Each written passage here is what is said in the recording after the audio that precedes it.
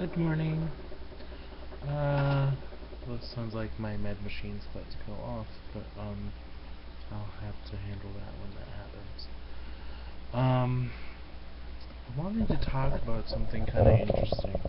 Now, there's been, um, like I heard through the grapevine. I don't really watch the news anymore, but I heard through the grapevine about the shooting in Aurora, Colorado. Time for your medication. Oh, there it goes. Press button to dispense.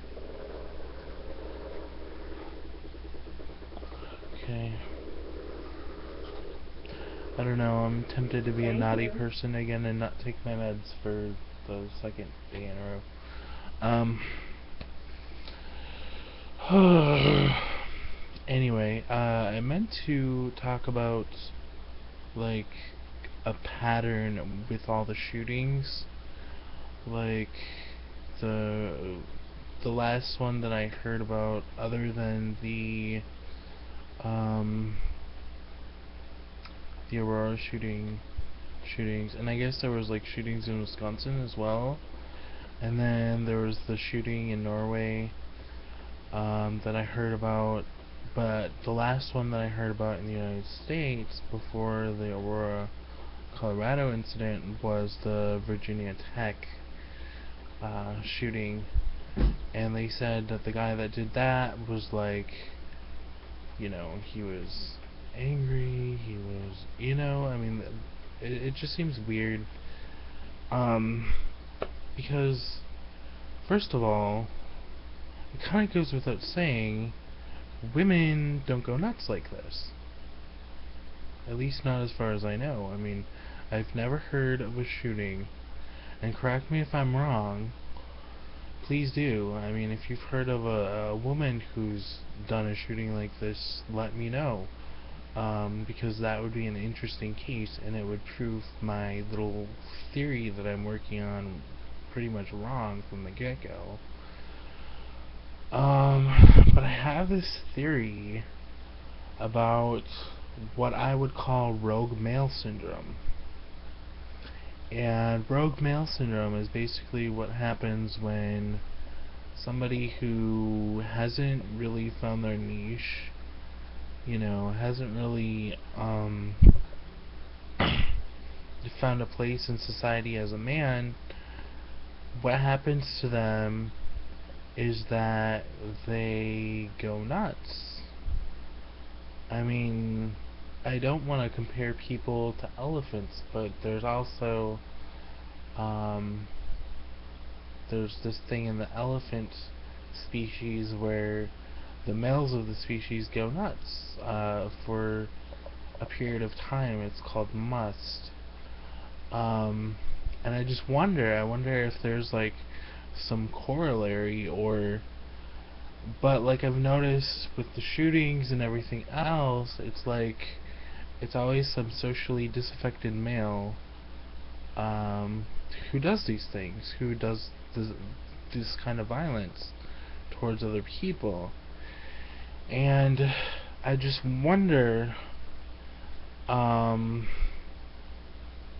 if it's not because there's been a breakdown. First of all, there's been a breakdown in our families where both parents are required to work, so like a lot of times kids don't even get the nurturing they need from both parents, even if they're lucky enough to have both parents. A lot of kids are raised by like either one parent or the other, and so they don't have the other parent there, uh, giving them support from two different people. And I'm not trying to be homophobic or anything like that, but I do think in some regard there is a need for like people that they need both maleness and femaleness modeled for them. Like they need to know what it means to be a man, and they need to know what it means to be a woman. And I'm not saying that women just stay at home, blah blah blah blah blah. that's not how I think. I'm not one of those people that's all like, oh, blah, genderist or whatever, or sexist. Um, I think, women are doing a lot of the heavy lifting nowadays as far as like working and going to school. And I think men have kind of like fallen by the wayside. Like there's not as much jobs like with manufacturing, with construction, the traditional like jobs where men work. There's not as many of them, and there's a lot of men that are unemployed. Frankly, there's a lot of deadbeat dads who don't, they shoot their. I'm gonna be really disgusting, so cover your ears if you don't want to hear. But frankly, there's a lot of men that shoot their nut, and then they don't take responsibility for the life or lives that they've created, and it's like, it's so stupid. I mean, it's not about money. It's not about money. Like, to me, it's not about money. It's not about child support. It's not about those things. It's about, like, being a dad and being there for your kids. 'Cause I know, like, it's hard economic times, and so, like, not every mom or dad is gonna have, like, a full-time job or be able to support their family the way they want to. But there's a lot of people out there that make kids and then they don't take responsibility for them. And it's, I'm sorry to say this, about my mother, but even my mother was one of these people. Like, she decided she wanted to have me, but she was in jail when she had me, so she ended up having to pass me on to other relatives, and then I got removed, and there's that whole storyline that I had to go through. And I was looking into, in particular, the case that's closest to my heart, the Red Lake case, the Red Lake shooting case, and I was doing some research, and there's this profile, and it's kind of disgusting that they profiled Jeff the way that they did, but they profiled him, and his profile is on Wikipedia, and it has like all the extensive information about like his background, his social history, and all that kind of stuff. Like, and I was curious about him. I was like, because I kind of feel like, in a sense, his case honestly is a lot like a lot of other people's lives. Like, his life sounds like a lot of other people's lives that like their parents are alcoholic or not there, or abusive or whatever. I mean, even, and I don't want to speak badly about my family again, but even my nephew, when he was younger, they were kind of concerned about him because he, I don't know if he killed animals or what it was. I don't know. But it was something where it was like a big, huge red flag, and they were like, oh boy. And, I mean, I get tired of hearing about parents that are just failures as parents. I mean, my parents weren't perfect, granted, like my adopted parents weren't perfect, but they were both there for the majority of my childhood, until I was a teenager, which, I mean, it's better than nothing, you know what I'm saying? I mean, I wish they would have stuck around to, like, see me grow up, but,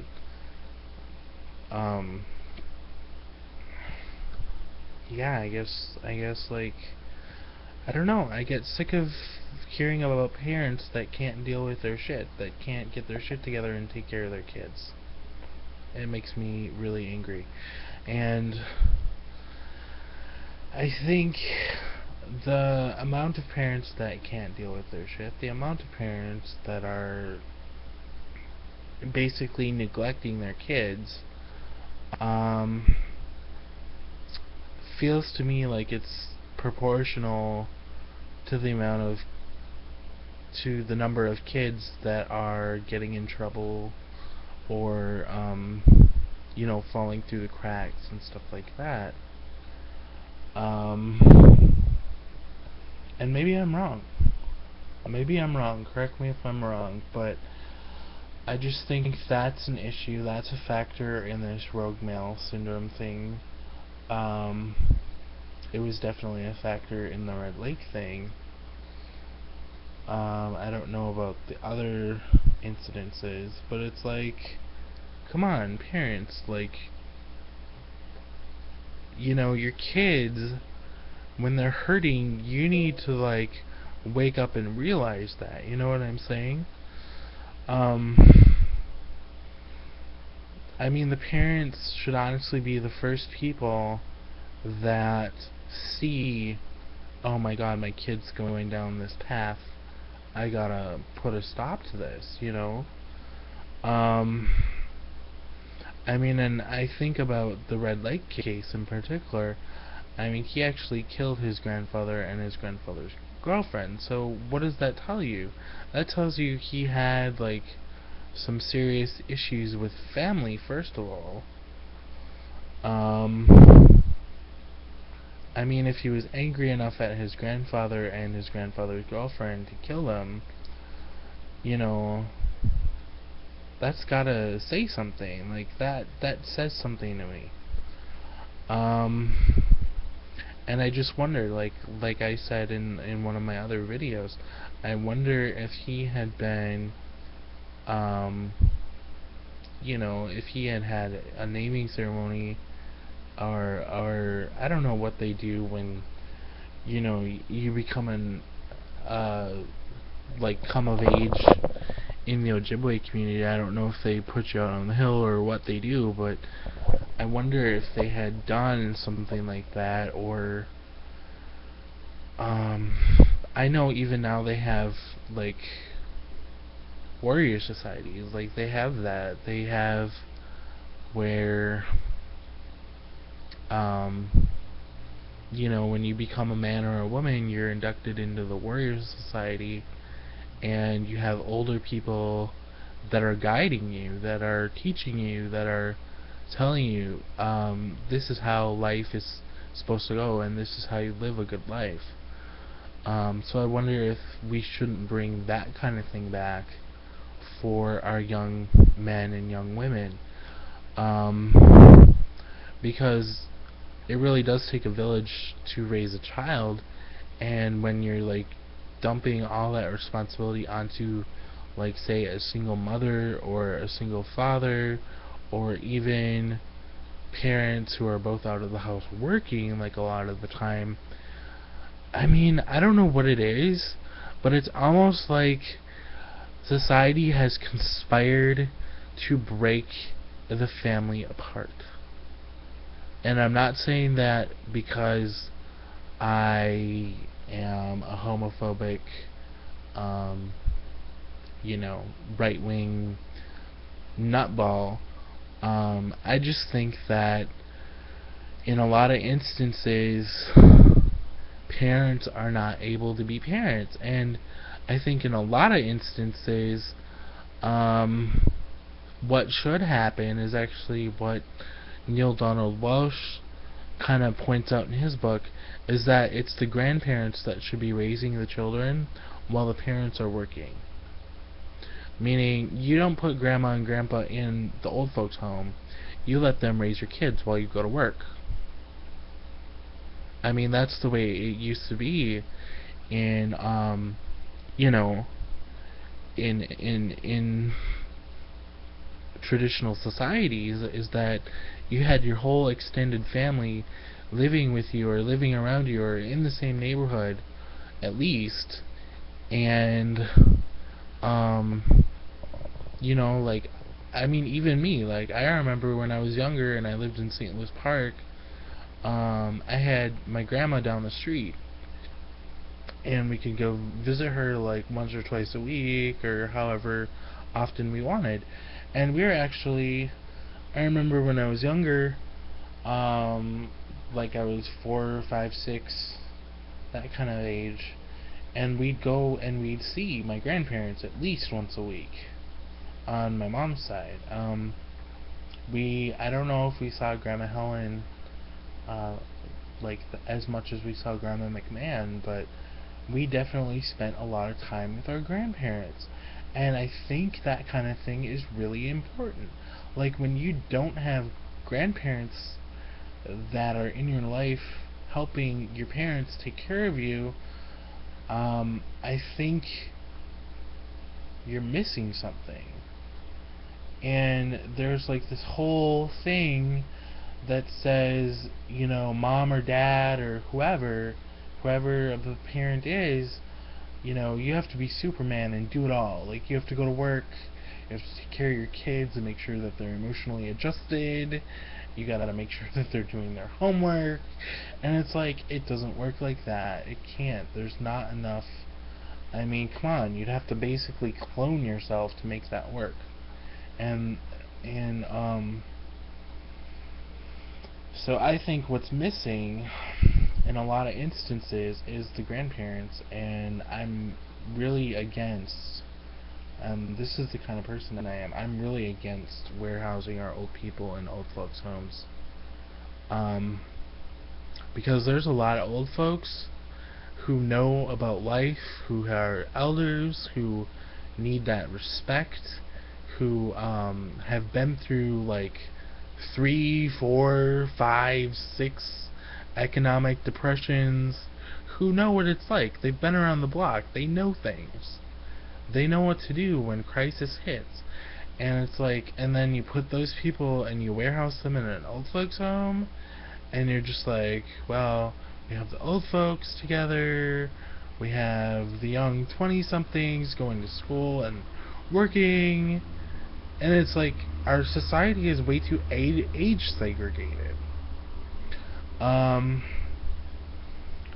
But like, for me, they better not put me in an old folks home, because what I'm gonna do when I'm old is I'm gonna be there for my nieces and nephews, for one thing, and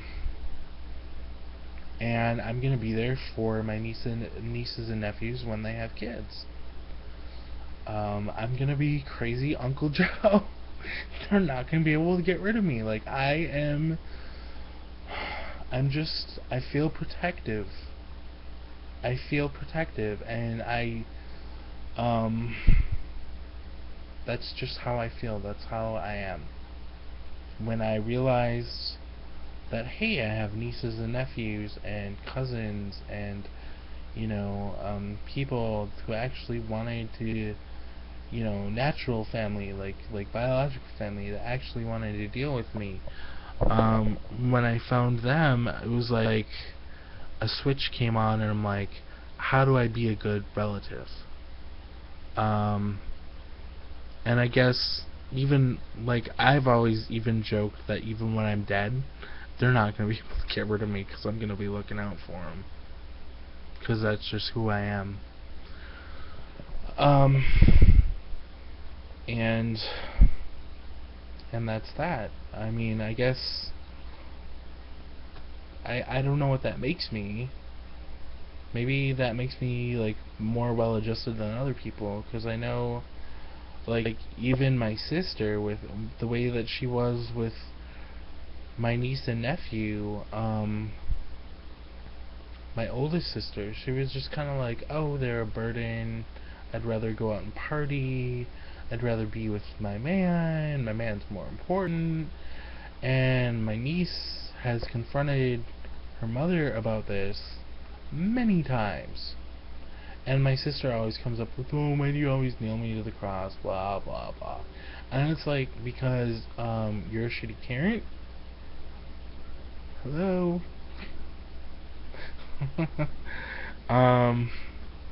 And I really have to say hats off to my sister Ange, because she's got little Wayne and she's basically super mom. She works, she takes care of him, so I don't know. And maybe my oldest sister's gonna like watch this and kill me one day, but it's like, come on, you're a pothead. You need to like get off your ass and take responsibility for your shit. Come on. It just, I don't know. I don't know what to do about a lot of different things that have gone on in my family.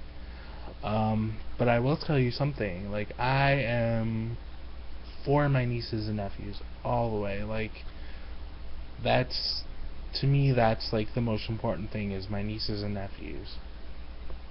Because I don't plan on having any kids of my own, and I watch the way that my brothers, like my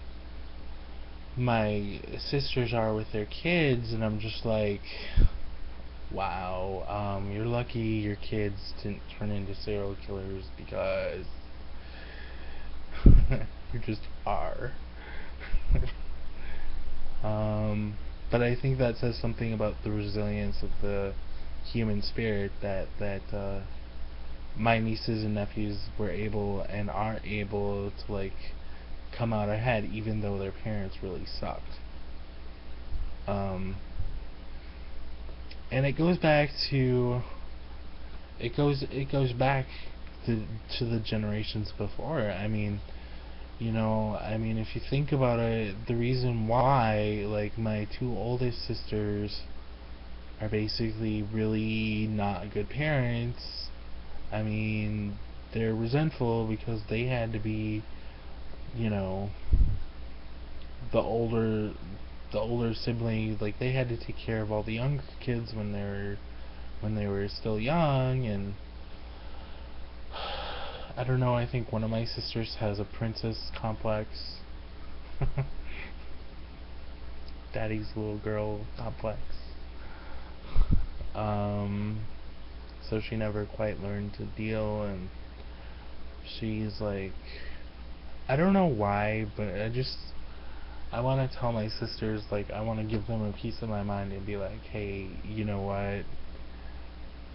To my sister with the with the princess issues, I want to tell her, hey, leave your man, cause he like beats you. Leave him. Take your children and get the fuck away from him. And to my oldest sister, I want to be like, everything in balance. So, you can have your parties and you're going out and you can have your man, but you also got to make sure that you make time for your kids and they know that you love them, because I think they really were starving for that. And yeah, that'll probably make me the pariah of the family that I say these things. But I really don't give a shit. I will speak my mind. I don't care. I mean, there's a reason why when it came down to it, I mean, I love my oldest sister. My oldest sister is kind of the one who, when I first found my family, she's the one that let me stay with her. She's the one that, when Christmas came around, she's the one that bought me a Christmas present. You know what I'm saying? So, like, I have this torn loyalty. It's like, I love you, sis, but I gotta be there for your kids more than I gotta be there for you. Sorry. That's just the way it goes. And as far as my other sister goes, the same thing applies. Like, love you, appreciate you. I mean, I appreciate that you've struggled with a lot of different things. You know, I do. I appreciate that. I appreciate that you've had a hard life. But at the same time, it's like, I love you, but I gotta be there for your kids more than I gotta be there for you. Because you're a grown up. And, yeah, they're grown ups too, but they're still trying to find their way. They're still young people. Um, and to my sister Angie, you know I love you, girl. You know I love you.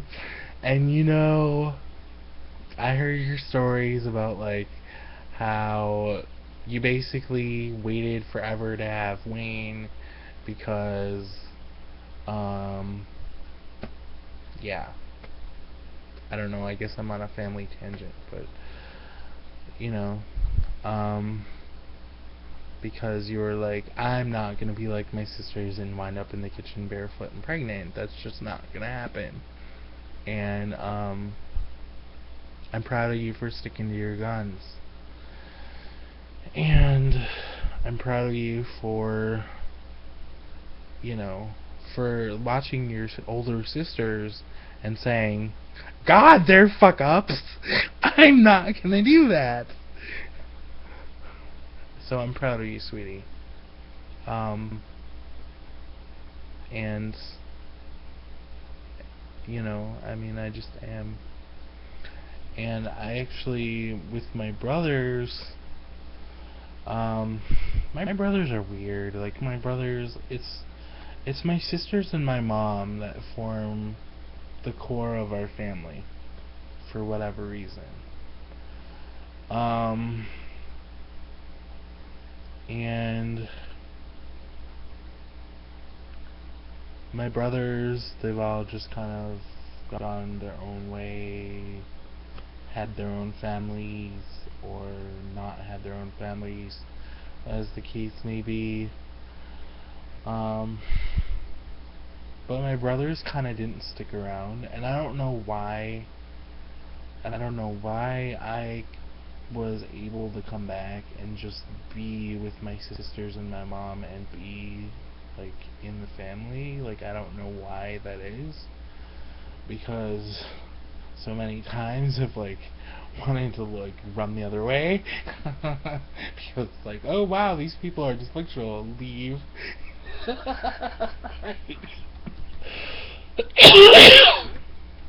um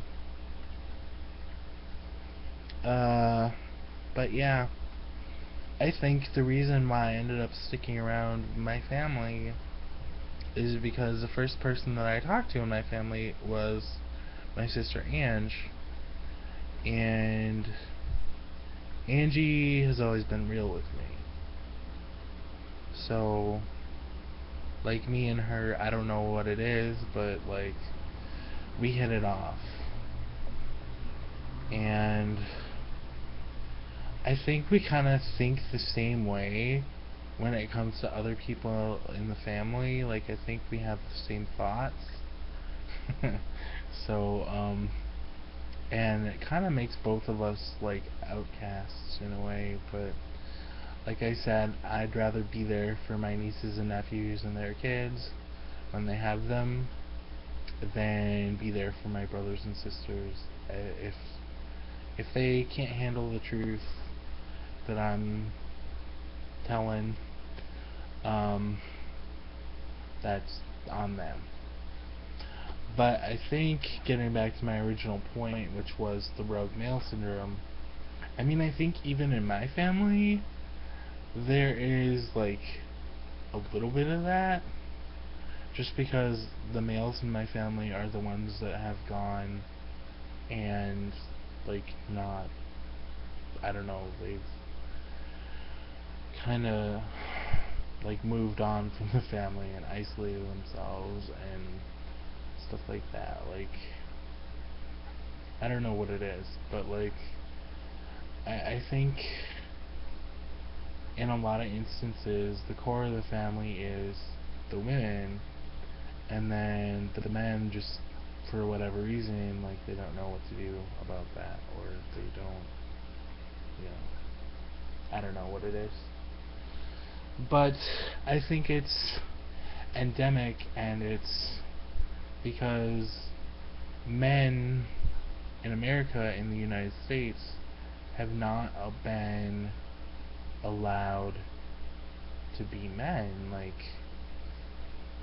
I mean, you have, I'm gonna be really disgusting again, but you have, like, the sperm donors, the people willing to bust their nut in a cunt, but, like, not willing to stick around with the woman when she has the baby.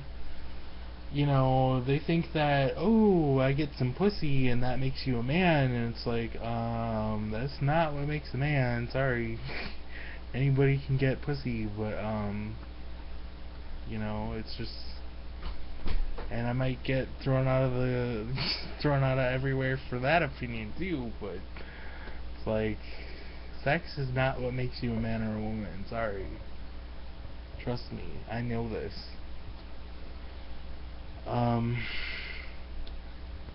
I think responsibility, like finding your place in the community and finding your niche and taking responsibility for yourself and taking care of yourself and taking care of those who depend on you, that's what makes you a man or a woman. So, but that's my opinion. And I think in a lot of cases, because of the sexual revolution, because of the industrial revolution, because of the way that people have been moving out of communal living with their extended families, there's just this whole breakdown of the family. And it's not in the sense that, oh, Johnny has two daddies or Heather has two mommies or whatever. It's not like that. I mean like people no longer live with their aunts and uncles and grandmas and grandpas and their extended family. Like that whole system, I guess what the Dakota call it, we would, like in the Ojibwe culture, we would call that your dodan, but in Dakota culture they would call that your tiosai. Like that whole system of people taking care of each other has broken down because of the boarding schools, because of in white culture it broke down because people started moving to the cities and getting jobs and working like ungodly hours, and I mean we're getting to the point again where we need to have another workers movement and just basically tell the corporations and the big old machine to go fuck itself, because people come first, honestly. But I've been rambling for a half hour, and I don't know. It is what it is. So, you got to know my feelings on some shit. So, I guess that's a good thing. Okay. Peace out. All my relations.